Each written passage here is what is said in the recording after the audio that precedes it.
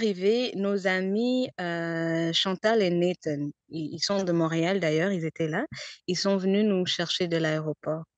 Déjà, j'aime pas trop dire le mot choc culturel parce que je parle de nous, de notre culture, mais c'est la première fois que j'arrive dans un espace où il y a que des Noirs Mhm. partout, Beaucoup de partout, noirs en plus. beaucoup, et c'est impressionnant. C'est pas un choc, mais c'est juste que c'est impressionnant. Surtout à l'aéroport, on est arrivé un samedi soir, oui, un samedi soir, donc il y avait du monde partout, partout, partout. Donc, on est monté dans la voiture et là, on avait un Airbnb. Mhm. Et là, la rencontre, première rencontre avec les routes, les routes africaines, les routes d'Accra. C'est là que je me suis dit, mais c'est quoi ça? Ah, t'avais jamais été auparavant? Non, Ok, ok. j'étais jamais en Afrique. D'accord, Jamais. d'accord.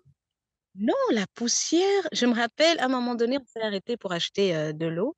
Et donc, il y avait deux voitures, tellement qu'on avait de bagages. Donc, mon mari était dans la voiture devant nous. Et à un moment donné, ils se sont arrêtés pour acheter un truc. Et il est descendu, il avait un pantalon blanc, une belle chemise. Et puis, dès qu'on ouvre la porte, je me suis dit, mais merde, sa mère va me tuer, mais qu'est-ce que j'ai fait? Hmm. J'ai fait, on vient, je dis pas qu'il y avait de la saleté, mais La ah, poussière, quoi. Mhm. la poussière partout. Donc ça, c'était la première fois où je me suis dit, mais qu'est-ce que j'ai fait? Qu'est-ce que Mhm. j'ai fait? Est-ce que tu l'as exprimé ça à ton mari ou est-ce que tu n'as rien dit? Si, si, si, on l'a tous les deux senti, ressenti. Euh, C'était un peu différent pour lui parce que déjà, il y avait l'adrénaline, l'excitement d'être là dans un nouveau pays, pas pour toujours, mais voilà, notre nouvelle vie, quoi. Donc lui, il avait ça un peu moins. Mais moi, je pensais à sa famille, le stress. Je me suis dit, mais il faut qu'on y arrive, quoi. Mhm. We have to make.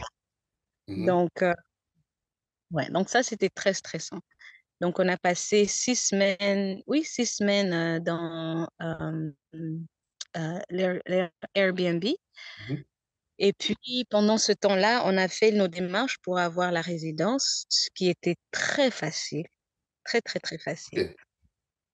Ok. Ça nous a pris 6 semaines exactes pour avoir notre résidence pour toute la famille. Mhm. Donc, beaucoup plus rapide qu'au Canada. Ah oui, c'est pas la même chose. Mais attends, est-ce qu'à ce moment-là, vous étiez toujours dans le Airbnb ou est-ce que vous avez déjà déménagé? Non, donc, on a atterri, je pense, le 30 octobre. Voilà, le 30 octobre. Les 2 premières semaines, on a visité la Accra, en fait. Bon, Accra est immense, mais certaines villes à Accra, certains villages, euh, on avait un agent pour nous aider à trouver une maison. Donc, on s'est dit 2 semaines de pause, 2 semaines qu'on respire, voilà, qu'on visite un peu certains endroits. Donc, après 2 semaines, on a trouvé un agent qui nous a fait visiter plusieurs maisons. Et la sixième maison qu'on a visitée en une semaine, hein, ça nous a pris une semaine pour trouver la maison où nous sommes d'ailleurs jusqu'à présent. Mhm. Donc, on a décidé, on aimait beaucoup la maison. Donc, on a trouvé une maison après 3 semaines. Donc, 3 semaines après avoir atterri au Ghana. Et puis, on a fait la demande pour la résidence en même temps. Donc, environ 2 semaines après avoir été atterri. Et on l'a eu 6 semaines après. Donc, au mois de janvier, décembre, janvier, on avait la maison et la résidence. Waouh. Mais est-ce que tu penses que c'est parce que je sais qu'au Ghana, ils sont très panafricains aussi. Est-ce que c'est le fait que vous soyez noir que ça a accéléré ou pas du tout? C'est exactement ça, 100%. Donc, le Ghana a ou avait, c'est pas très clair, un programme qui s'appelle The Year of Return. C'est un concept dans lequel ils accueillent énormément des gens noirs. Le critère, c'est que tu sois noir, africain, caraïbe, peu importe, mais il faut juste être noir. Tu peux avoir un nom de blanc, peu importe. Tant que tu es noir, ils sont prêts à t'accueillir. Et ils se sont dit, bon, pour nos frères, justement, ils voulaient que tous ces gens-là de la diaspora retournent au Ghana ou partent au Ghana, je dirais. Hem et ils ne voulaient pas qu'on passe par le même processus que les autres nationalités, au fait. Pas nationalités, mais les autres, ethnies. Donc ils se sont les noirs qui reviennent, ils vont recevoir c'est juste un document officiel, en disant donc voilà, on a dû passer par un bureau quelque part dans le gouvernement, je ne me rappelle plus le nom. En anglais, on dit Jubilee House. On a un rendez-vous là. Il y a quelqu'un qui te pose des questions sur d'où est-ce que vous venez, vous faites quoi, qu'est-ce que vous venez faire ici. Et puis à la fin, on reçoit une lettre. Une lettre en disant, voilà, ces gens-là sont, ils sont, pardon, j'oublie le terme, equipped to come, pas équipés, mais ils ont droit de rester au Ghana. Ils ont tous les critères pour rester au Ghana. Et avec cette lettre-là, on part justement au service d'immigration avec des passeports, plusieurs choses. On demande quand même pas mal de choses, mais c'est grâce à cette lettre qu'on a eu la résidence. Et c'est juste qu'aujourd'hui, c'est Year of the Return ou bien c'est fini? The Year of Return, oui, mais la lettre, ils ont eu tellement de demandes à un certain moment que je sais qu'ils ont mis ce projet sur pause. Donc il va falloir que je m'informe, pour te donner la suite. Mais comme je te dis, c'était très facile, très facile. Et ce que j'aime aussi beaucoup ici au Ghana, c'est que, une fois que tu reçois un bon service, il faut toujours demander le contact, le numéro de la personne. Comme ça, prochainement que tu dois prendre rendez-vous au même endroit, tu passes directement vers la personne. Donc Mmh. cette personne-là, on a son contact. La personne à l'immigration, on a son contact. On a les contacts de plusieurs personnes.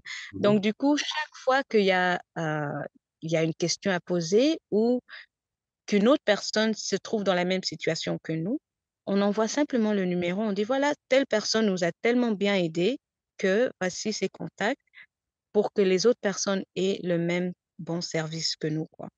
Donc ça, c'est quelque chose que j'aime beaucoup. On a les contacts de plein de monde, même des agents policiers, à l'hôpital, voilà. Une fois qu'on donne on offre un bon service, on prend le contact et c'est tout. Et maintenant, parce que souvent, il y a ce cliché de nos services administratifs qui sont lents, qui sont pas efficaces et tout ça, plus encore le gros problème de corruption. Est-ce que au Ghana aussi, il est fort ou est-ce que c'est inexistant? Oui, bien sûr, mais c'est justement pour ça qu'il faut trouver nous, on a été conseiller une personne, donc une personne nous a été référée et puis elle, elle demandait pas de, comme on dit ici, chop money. Donc c'est juste le prix officiel, les 6 semaines officielles et c'est tout. Pas de complications, on n'a pas dû payer extra, pas de maux de tête, pas de délai et Mhm, c'est tout. Donc nous, on va directement vers elle. On parle même pas à ses collègues-là. Donc on parle seulement avec cette personne. mhm. Maintenant, au niveau... Ah, vas-y. Ça existe beaucoup, ça existe la corruption, c'est vrai que c'est existant. Il faut juste savoir, à qui parler. Ça t'a choqué? Non, attends, oui, un tout petit peu, ça m'a choquée, au marché, quand je pars au marché, par exemple. Mm. Et que je sais que voilà, un kilo de tomates, je dis n'importe quoi, hein, de 20 cedi, c'est peut-être, 2 $ et qu'on me voit et qu'on essaye de me charger, 3 ou 4 $. Là, c'est pas que ça me choque, ça me blesse parce que je me dis: «Mais je suis votre sœur, pourquoi?» Non, donc oui, mais je comprends la culture. Les gens n'ont pas l'économie n'est pas très stable ici pour ceux qui n'ont pas grand-chose, donc je comprends. Les gens vont essayer de faire, de l'argent comme ils peuvent, quoi. Et au niveau de ton installation avec les voisins, d'abord, première question, c'est comme tu me dis qu'il y a eu beaucoup, beaucoup de demandes pour la lettre en question. Je suppose qu'il doit y avoir beaucoup de diaspora sur place. Oui, oui, oui, beaucoup, Beaucoup. très beaucoup. Un peu De de partout, surtout d'Angleterre, États-Unis et Canada. Ouais, il Canada, y a une Montréal. oui, Canada, Toronto, même Montréal, il y a une très, très, très grande communauté, de diaspora ici. Mhm. Et comment ça se passe, la cohabite, entre guillemets, j'aime pas dire ça. Comment ça se passe avec les Ghanéens qui sont sur place, nés et grandis sur place? Comment ça se passe avec les... Bah, pour nous, très bien. On s'est fait des amis, donc d'autres familles, et ça se passe très bien. Tu sais, les Ghanéens sont un peuple très chaleureux, très accueillant, Mhm. euh, très humble surtout et très respectueux. Donc, ils ont même peur de te dire non. Ils disent jamais non. Ils vont toujours faire un effort ou ne rien faire du tout. Mais au lieu d'être honnête et de dire, eh, désolé, ça sera pas possible, ils vont quand même tout faire pour t'aider. Ok. Donc, c'est un peuple très, très généreux, très gentil. Est-ce qu'il n'y a pas justement ce côté dans lequel ils appréhendent entre guillemets, les gens de la diaspora qui pourraient venir en tant que nous, on est là, on connaît mieux que vous? Est-ce que tu vois, il y a quand même une relation saine et sincère ou est-ce qu'il y a quand même ce côté où, ah, vous, les gens de la diaspora, vous venez, vous la pétez, quoi, tu vois? Je sais pas si tu ressens ça. Personnellement, non, dans la vie quotidienne, je ne ressens pas ça. Par contre, dans la vie professionnelle, je le Ah, ah. ressens. C'est Oui. ça. Maintenant, professionnel, excuse-moi de te couper, parce que là, je sais que tu avais des activités au Canada. En arrivant au pays, est-ce que c'était pour continuer ces activités-là ou la vie fait que faut trouver un taf, un travail pour Non, manger? non, non. J'ai toujours eu le but de continuer ces activités ici. Donc, on s'est installé ici le 30 octobre. On a eu la maison, etc., la résidence au mois de janvier. Et au mois de février, j'ai eu ma première cliente. J'ai eu ma première cliente avec qui tout s'est très bien passé et elle m'a référée vers plusieurs autres personnes. Et puis là, ça a juste, ma carrière a juste, voilà, just elevated directement. Parce que, Parce que, je vais t'expliquer une chose, au Ghana, ils connaissaient pas encore vraiment, dans les hôpitaux, ils connaissaient pas encore vraiment le concept de doula. J'ai fait affaire avec beaucoup de docteurs qui ne savaient même pas ce que je faisais, ce que c'était. Pour être honnête, ma toute première expérience d'ailleurs, j'étais avec ma cliente qui était sur le point d'accoucher. Je me suis présentée à l'hôpital. J'ai rencontré une sage-femme que j'avais pas encore vue, auparavant. Elle m'a donné des gants et elle m'a demandé d'aller assister une dame dans une autre chambre et qu'elle, elle allait être ailleurs. Donc elle pensait au fait que j'étais sage-femme comme elle, que mhm, je faisais le même métier qu'elle. Sauf que moi, je ne suis pas, licenciée pour faire des accouchements seule. Je travaille en collaboration avec d'autres sages-femmes. mhm, Donc quand j'ai vu ça, je me suis dit qu'il faut d'abord commencer par par éduquer, oui, par éduquer les gens du système ici, surtout dans les hôpitaux, en leur expliquant ce que je fais et ce que je ne fais pas. Parce que bah, voilà, parce que c'est simplement parce que c'est important. Donc au lieu de juste me planter à l'hôpital comme je faisais avant, faire des accouchements, repartir, chaque fois que j'ai une cliente maintenant, je fais des visites dans les hôpitaux pendant la grossesse, donc avec mes clientes.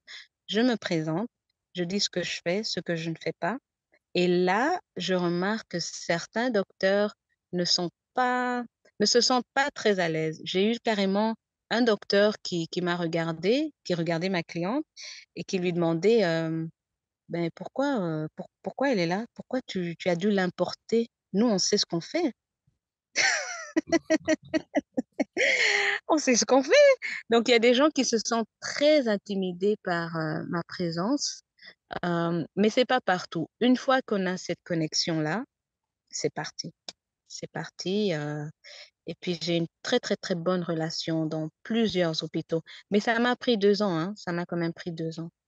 mais justement, ça, c'est la partie aussi dont je voulais parler avec toi. Parce que le concept maman doula, moi, je l'ai connu aussi avec toi, d'ailleurs, tu m'en parlais.